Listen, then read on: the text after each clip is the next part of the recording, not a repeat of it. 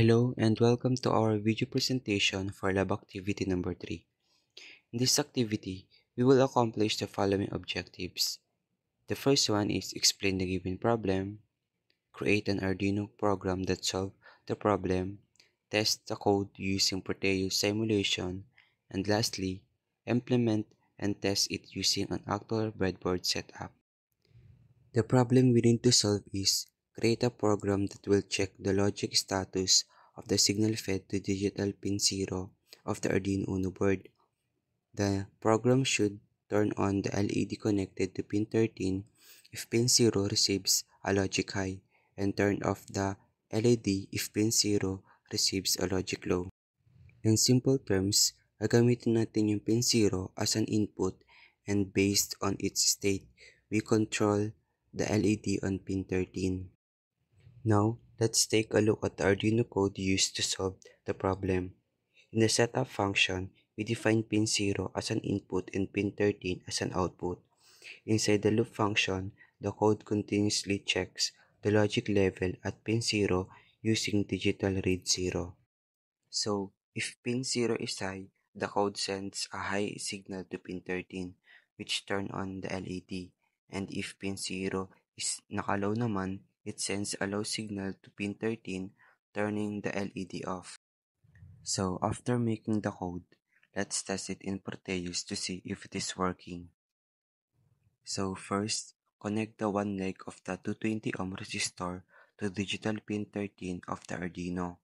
Then, connect the positive leg or anode of the LED to the other end of the resistor. Then, connect the negative or cathode leg of the LED to the ground.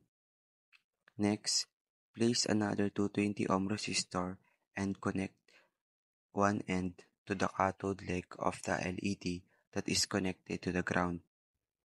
Then, connect the other end of that resistor to digital pin 0 along with the switch button that is also connected to the positive power supply. After completing the construction, let's sketch the code. So go to the Code tab, select Sketch, and then upload it to the Arduino in Proteus by following the steps.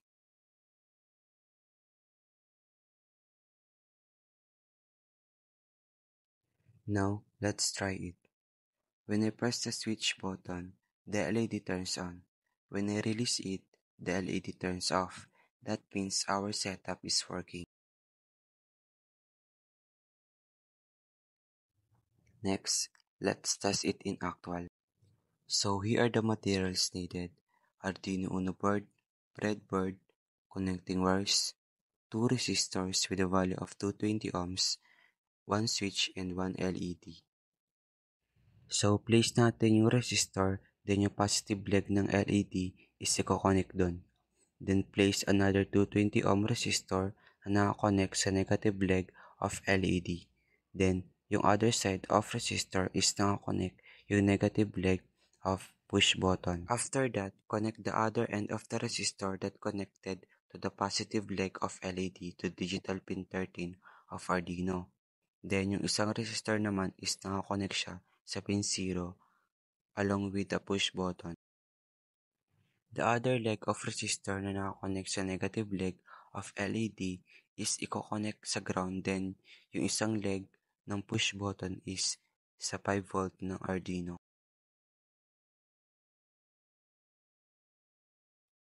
After constructing the circuit, let's upload the code.